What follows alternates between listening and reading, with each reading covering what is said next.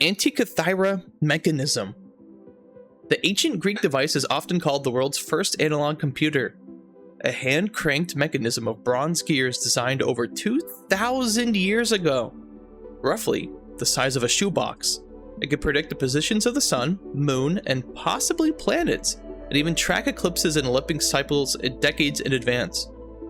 The mechanism consists of 30-plus precision-cut bronze gear wheels and dials, all encased in a wooden box.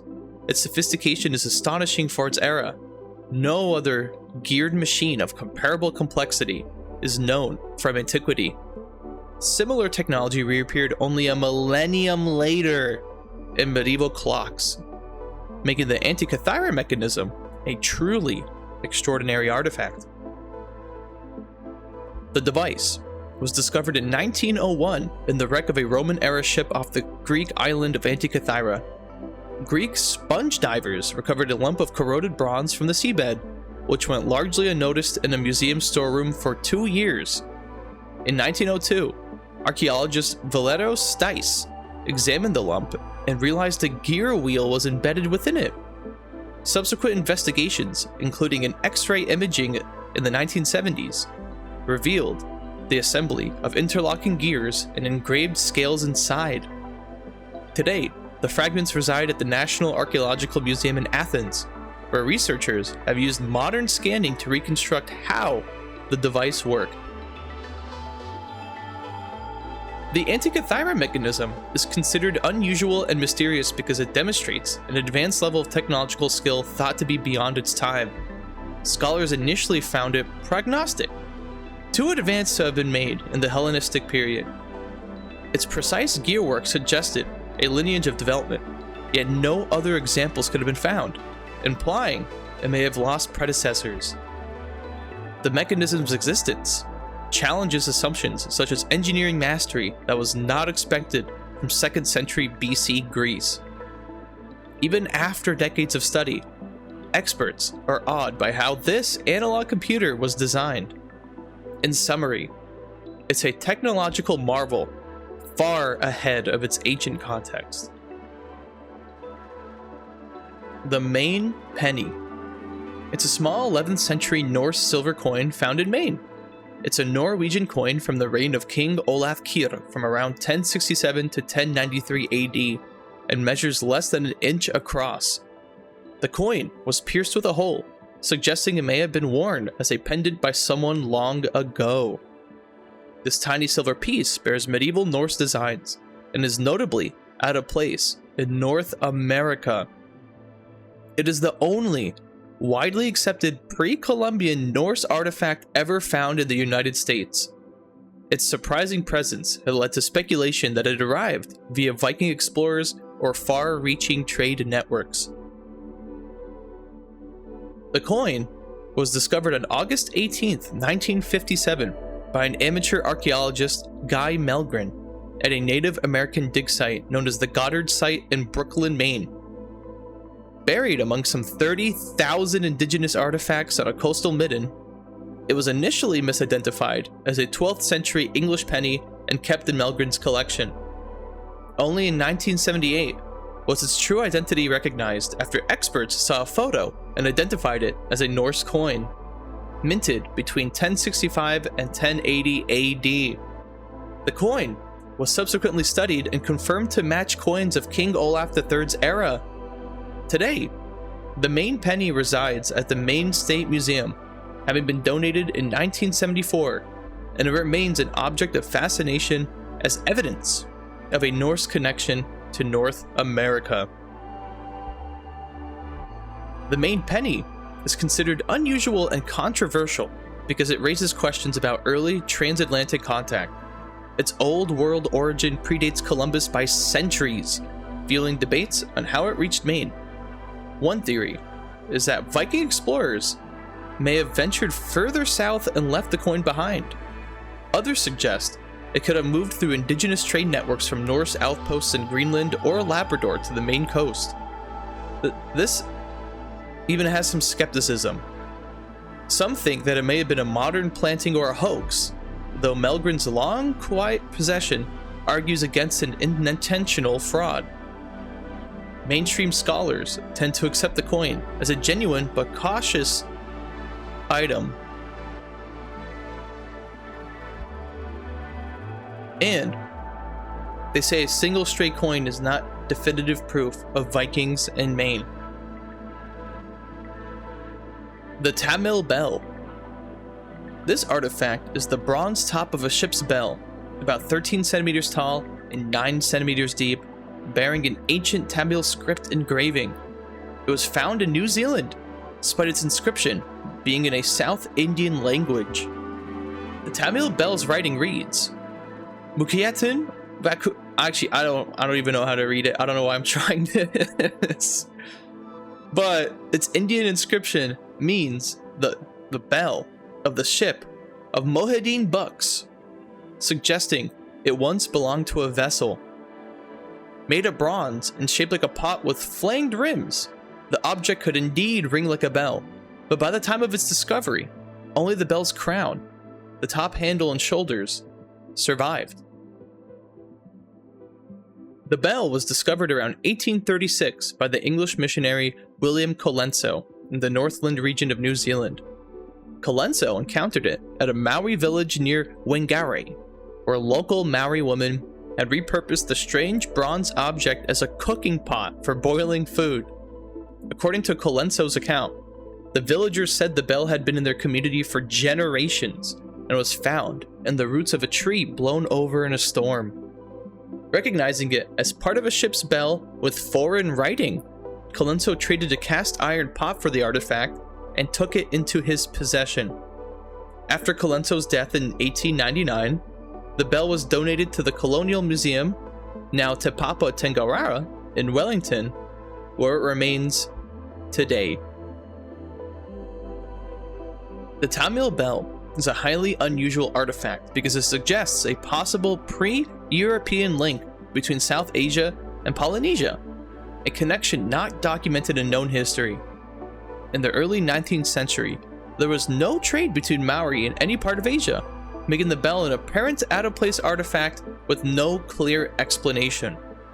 Some have speculated that it may have been drifted on a ship across the oceans or been brought by unknown explorers. Tamils were known seafarers and may have reached as far as Australia by the 14th century. Other researchers suspect it could have arrived via later European vessels, for example, a Spanish or Portuguese ship with Asian loot, or simply by chance on a shipwreck. To this day, the origins of the Tamil Bell remain mysterious. Its discovery challenges the conventional timeline of Pacific contact, yet no conclusive evidence has emerged to confirm how a Tamil inscribed bell was found in a home in Maui in the 19th century. Coins from Machinbar Island. Coins found on Machinbar Island, each being a copper coin with Arabic inscriptions from the Kilwa Sultanate of East Africa around the 11th to 14th century. In 1944, a trove of 9 old coins was unearthed on a remote beach of Machinbar Island, part of the Wessel Islands off Australia's north coast. 5 of these coins were identified as originating from Kilwa, a Swahili trading kingdom in what is now Tanzania, while the other 4 were Dutch East India Company coins from the 1600s to the 1700s. The Kilwa coins, each only a few centimeters wide, bear Arabic calligraphic inscriptions naming local sultanates and date roughly to the 12th to 13th centuries AD. Prior to this discovery, Kilwan coins had rarely been found outside East Africa. Only one was known, and was found in Oman, making their presence in Australia a remarkable anomaly.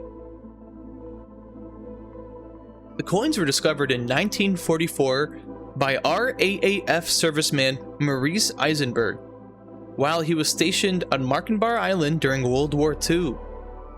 Eisenberg was fishing on the shore near an old radar site when he noticed the coins in the sand. he wisely sketched a map marking the spot with an X and kept the coins as curiosities. Decades later, in the early 1980s, Eisenberg handed them to the Australian Museum, and experts realized the significance of the find. In 2013, archaeologists mounted an expedition to relocate the exact site on the island using Eisenberg's map. They confirmed that the coins had likely eroded out of the dunes at Jensen Bay, where Eisenberg found them, but no further cache was uncovered. Intriguingly, in 2018, another coin, believed to be from Kilwa, was found on nearby Elcho Island, hinting that more pieces of this puzzle may lie scattered in northern Australia. These African and European coins on an Australian island are considered unusual because they implied transoceanic contact in an era well before Europeans officially charted the area. The Kilwa coins date to around 800 years ago, suggesting they may have arrived long before the first Dutch landing in 1606. One hypothesis is that a shipwreck deposited the coins, perhaps an Arab dhow, blown off course, or a Portuguese vessel, as around that time the Portuguese conquered Kilwa in 1505 and could have carried its coins out, possibly wrecking a ship in this region. Another theory posits that Indonesian or Malay traders who visited Australia's north for sea cucumber in the 18th century might have acquired an old Kilwa coin through trade and later lost it there. No records exist of medieval African or Asian voyages to Australia, yet these coins testify that objects, and perhaps people, from the Western Indian Ocean somehow reached its shores. Cocaine in Egyptian mummies.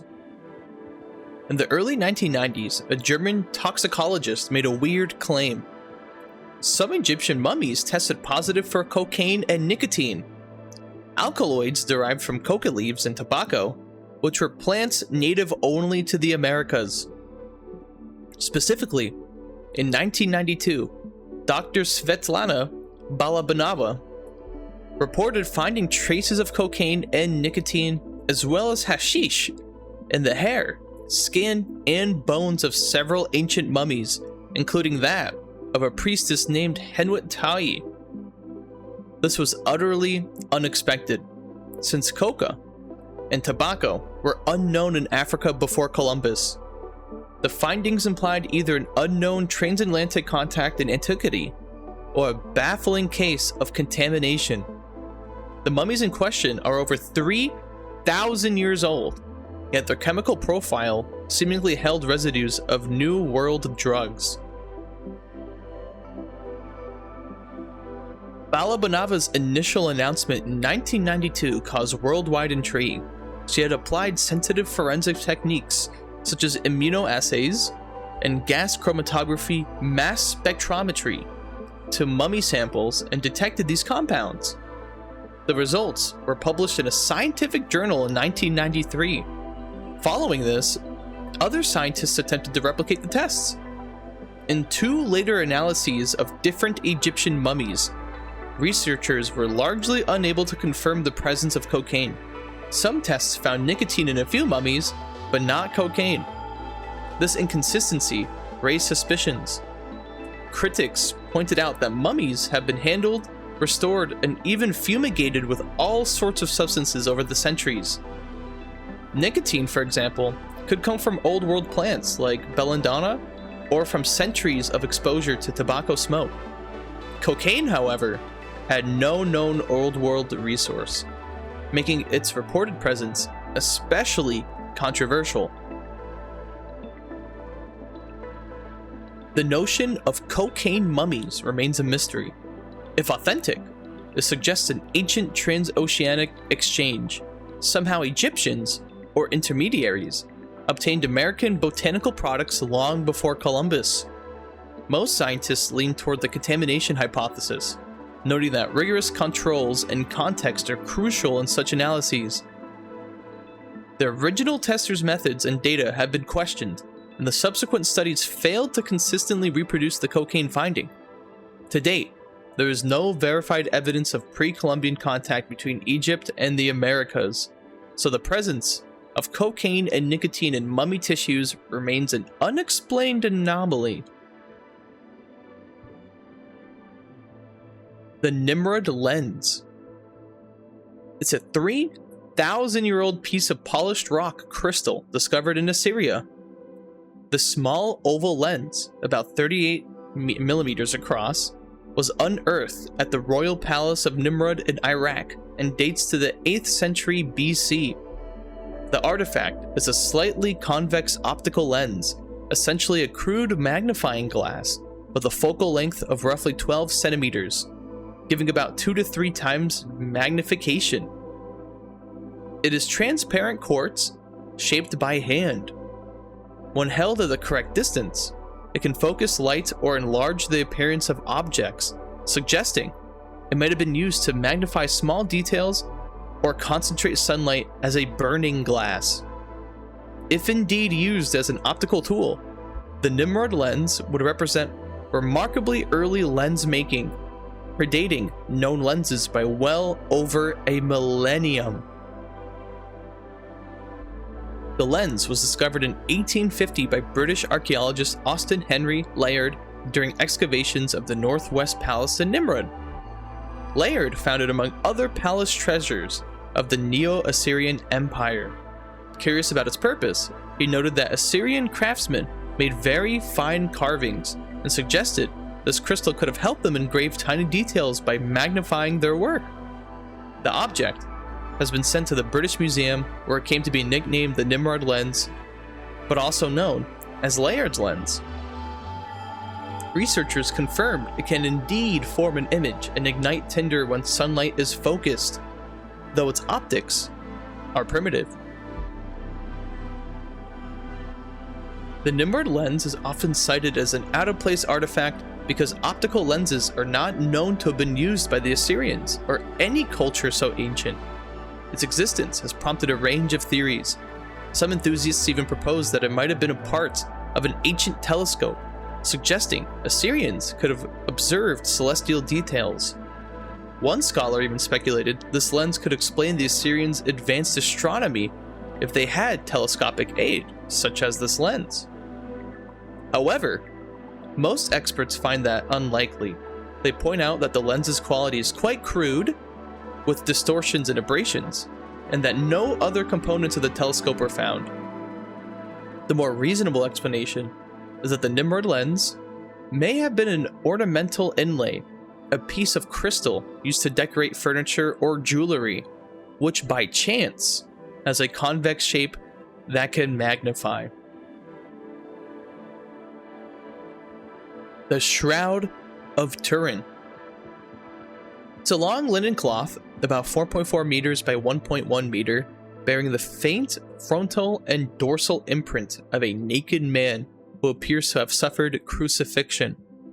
For centuries, this relic has been venerated by many as the burial shroud of Jesus of Nazareth, with the mysterious reddish-brown image on the fabric believed to be a miraculous imprint of his body. Notably, the image is much clearer in photographic negatives than to the naked eye, a discovery made in 1898 when Secondo Pia's photographic plates revealed a strikingly lifelike negative portrait. The shroud's blood-like stains and anatomical detail, items like wounds at the wrists, feet, side, and head, consistent with crucifixion and a crown of thorns, have led people to believe this had to be the Shroud of Jesus. Yet the question of authenticity remained.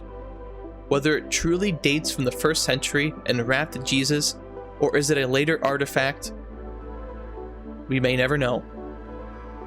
This has made it one of the most studied and debated objects in the world. The cloth first appeared in historical records in 1354 when it was displayed in a church in Léré, France. A local bishop in 1389 declared it was a painted fraud, suggesting the image was artificially created. Despite this, the shroud was soon acquired by the royal house of Savoy, in 1453 and eventually moved to their chapel in Turin, Italy in 1578, where it has remained since. Over time, it survived at least one fire in 1532, which left scorch marks and water stains in the cloth. In modern times, the Catholic Church has made the shroud available for scientific examination.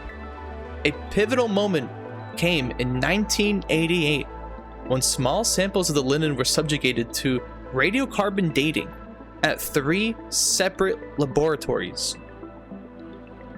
The results indicated a date range of AD 1260 to 1390, squarely in the Middle Ages. This suggests that the shroud is about 700 years old, not 2,000 years old, implying it could be an elaborate medieval forgery.